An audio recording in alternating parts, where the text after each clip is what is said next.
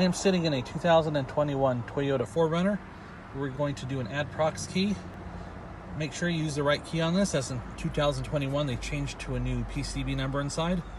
So what we're going to do is we're going to go to the flashers, turn them on. There's our push button start right here.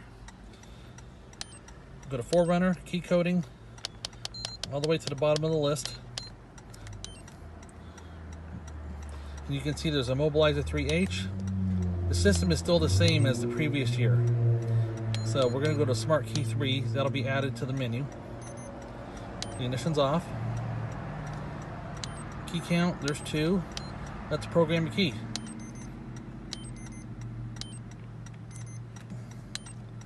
Okay, we're going to take the existing key, OEM key, touch the start button. Heard our beep.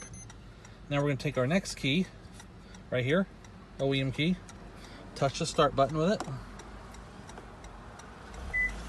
2 beeps. 2 beeps means success. Hit OK. Keys 3. You got to press the button on the remotes to activate them 2 or 3 times. 1, 2, there we go. And that works. And then the original. And we're done.